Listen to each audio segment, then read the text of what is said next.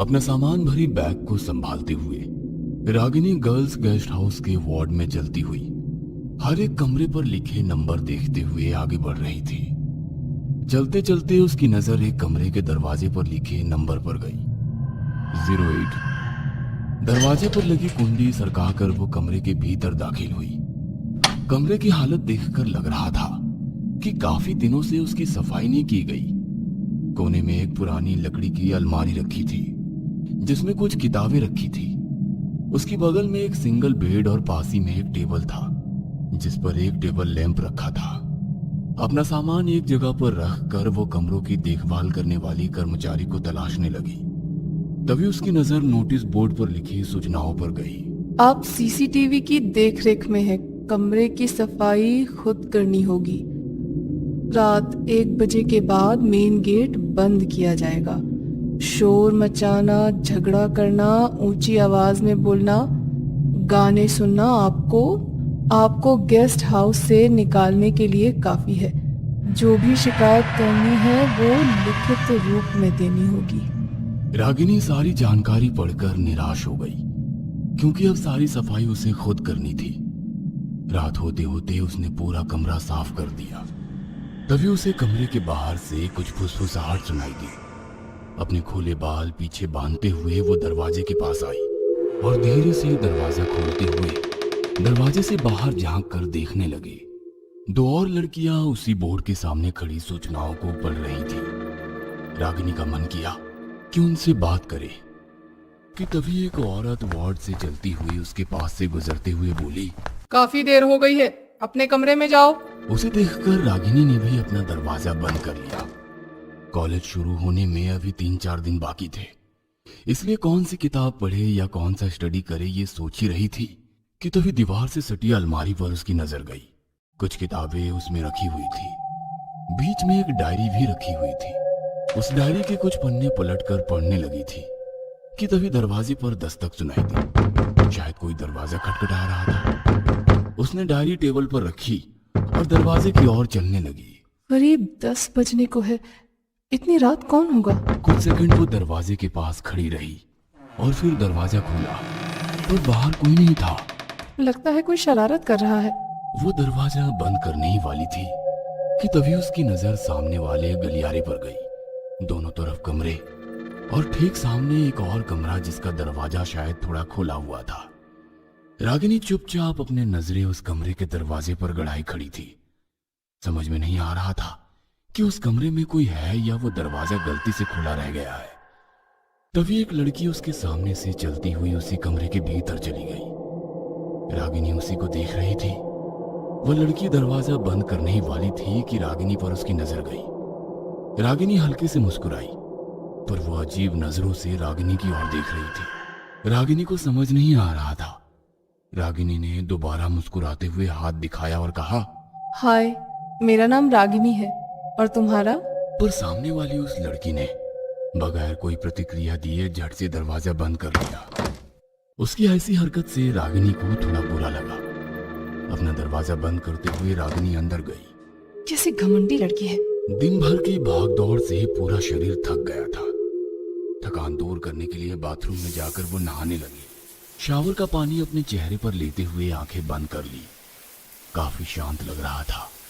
आवाज थी तो केवल चेहरे पर गिरती पानी की ठंडी बूंदों की, पर वो शांति कुछ ही देर में खत्म हो गई। उसे किसी की आहट महसूस होने लगी।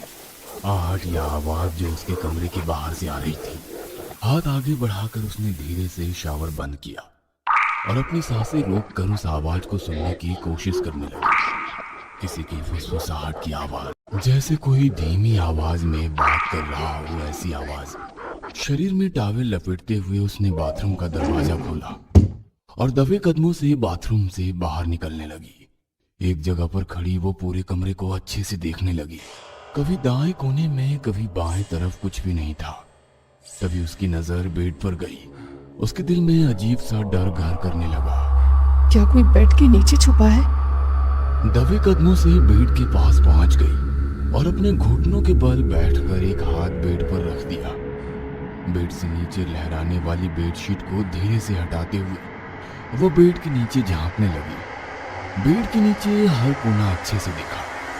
तभी उसे लकड़ी का छोटा स्टूल पड़ा दिखाई दिया, पर उसके अलावा बेड के नीचे कुछ भी नहीं था। कमरे के भीतर फैले गहरे सन्नाटे के बावजूद रह रहकर किसी की आहट उसे लगातार महसूस हो रही थी।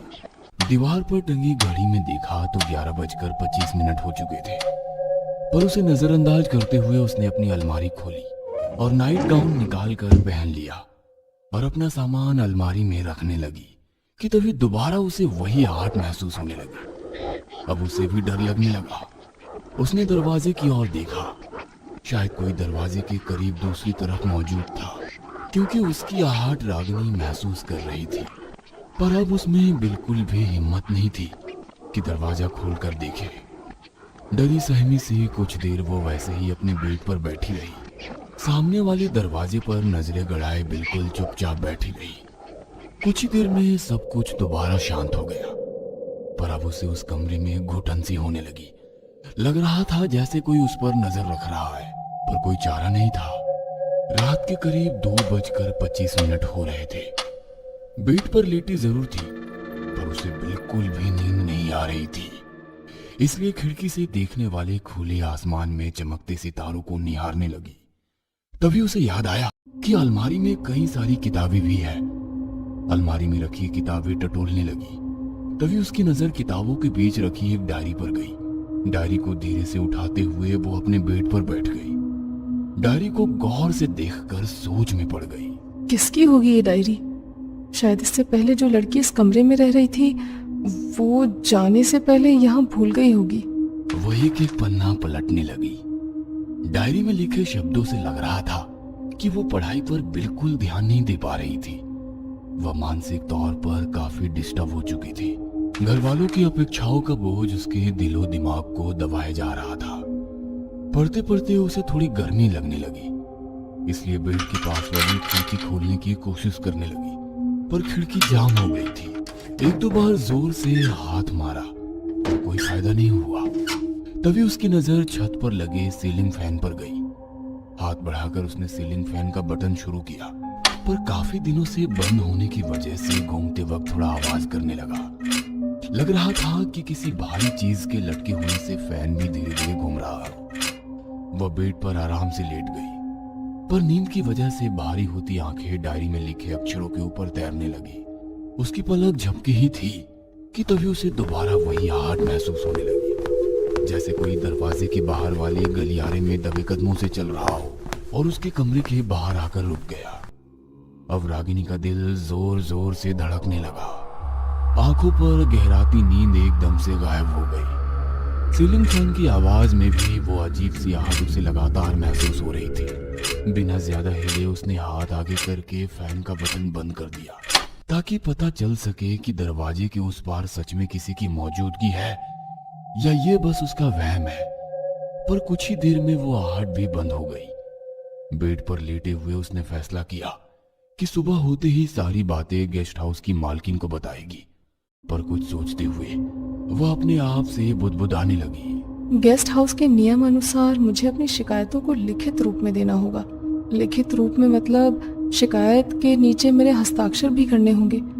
अगर मैं यहाँ भूत प्रेत की मौजूदगी की शिकायत लिखित रूप में करती हूँ और गलती से वो लेटर किसी और लड़की के हाथ लग गया, तो पूरे गेस्ट हाउस में, साथ ही कॉलेज में भी मेरा मजाक उड़ाया जाएगा। सोच सोच कर दिमाग दर्द करने लगा। उसने आंखें बंद की और सोने की कोशिश करने लगी। कमरे के भीतर हल्की धुंधली रोशनी फैली हुई थी। एक लड़की बेड पर रखे छोटे स्टूल पर खड़ी फूट फूट कर रो रही थी। अपने ओढ़नी को सीलिंग फैन को कसकर बांधा और दूसरे सिरे को अपने गले में बांधते हुए बोलने लगी। मेरा दिमाग फट रहा है। पढ़ाई का बोझ और घर वालों की अपेक्षाएं मैं पूरी नहीं कर सकती। पापा, मुझे माफ कर दो, मुझे माफ कर दो। और अपने पैरों के नीचे वाले स्टूल को उसने झट से गिरा दिया। कुछ देर तक पैरों की झंझनाहट के साथ सीलिंग फैन की कर्र कर्र जैसी आवाज भी कमरे में गूंजने लगी। और तभी रागिनी झट से उठकर बैठ गई। वह सपना देख रही थी, पर सुबह हो चुकी थी। पास वाली खिड़की से बाहर देखा तो आसमान हल्के केशरी रंग से भरने लगा अपने बालों को ऊपर बांधते हुए वो कमरे से बाहर निकली और गेस्ट हाउस की मालकिन के कमरे की ओर चलने लगी। रात वाली घटनाओं से काफी परेशान होने के कारण वो मालकिन से शिकायत करने का मन बना चुकी थी। पहले बात करके देखती हूँ, लिखित में मांगेंगी तो बाद में देखेंगे। मालकिन के कमरे का दरवाजा खुला ही था। वो चुपचाप अंदर चली गई। खुशकिस्मती से अंदर पहले ही कुछ लड़कियां मौजूद थी। वो भी उनके पीछे जाकर खड़ी हो गई। एक अधेड़ उम्र की महिला सोफे के ऊपर बैठी चाय पी रही थी। तभी एक लड़की ने कहा, आंटी जी, कल रात हमें काफी देर तक एक अजीब सी आहट महसूस हो रही थी, अजीब सी आवाजें आ रही थी। रागिनी भी पीछे खड़ी सब कुछ चुपचाप सुन रही थी। तभी मालकिन ने चाय का खाली कप सामने वाली टेबल पर रख दिया और बोली, चलो मुझे दिखाओ कहाँ आपको ये महसूस हो रहा था। गेस्ट हाउस की मालकिन उठकर बाहर आ गई। सभी लड़कियों को लेकर कमरों के गलियारे में आ गई। तभी सामने वाले कमरे के आधे खुले दरवाजे से एक लड़की झांक कर देखने लगी। जैसे उसे सब कुछ पता था, इसलिए वो सब कुछ चुपचाप देखे जा रही थी। गेस्ट हाउस की मालकिन ने उसकी तरफ देखकर अनदेखा किया। वार्ड में चलते चलते वो एकदम से रुक गई। सभी लड़कियों की ओर देखते हुए कहा, जो आपने महसूस किया वो सच है। पढ़ाई के टेंशन से एक लड़की ने सीलिंग फैन से लटक कर आत्महत्या कर ली थी। तब से यहाँ ये सब महसूस हो रहा है, पर उसने आज तक किसी को नुकसान नहीं पहुंचाया। कॉलेज शुरू होते ही यहाँ आने वाली नई लड़कियों को ये अजीब लगता है, पर हमारे लिए ये सब आम है। बस उसे पसंद नहीं कि कोई उसके कमरे के बाहर टहलता रहे। जिस कमरे में उसने खुदकुशी की थी, उस कमरे को बड़ा सा ताला लगाकर बंद कर दिया गया है, इसीलिए घबराने की कोई जरूरत नहीं। इतना कहकर वो वहां से जाने लगी। तभी एक लड़की ने पूछा, उस लड़की का नाम क्या था? चलते चलते वो एकदम से रुक गई। पीछे मुड़कर देखते हुए उसने मुस्कुराते हुए कहा, नाम था नहीं, नाम है।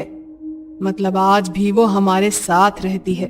मैडम चली गई और सामने वाले कमरे से झांकने वाली लड़की ने बाहर आकर उन लड़कियों से पूछा, मुझे पता है तुम लोग मैडम से क्या शिकायत करने गई थी, पर ये मेरे लिए आम हो गया है। 2 साल से मैं यहाँ हूँ। इस कमरे से कभी बाथरूम के शावर की आवाज आती है, कभी खिड़की का दरवाजा खटखटाने की आवाज आती है और कभी सीलिंग फैन शुरू होने की आवाज आती है। वो आज भी इस कमरे में रहती है, पर कभी किसी को नुकसान नहीं पहुँचाती। बस उसे सिर्फ एक चीज पसंद नहीं। वो क्या? एक लड़की ने पूछा। उसने धीरे से उस लड़की के कान में बताया और चली गई। बाकी लड़कियां भी उसे पूछते हुए उसके कमरे में चली गई। उन सब की तरफ देखते हुए रागिनी ने कहा, बस कोई मेरे कमरे के दरवाजे के बाहर खड़ा होकर ताका झांकी करे, ये पसंद नहीं। इतना कहकर रागिनी उस ताला लगाकर बंद किए गए 8 नंबर कमरे वाले दरवाजे से आर पार चली गई।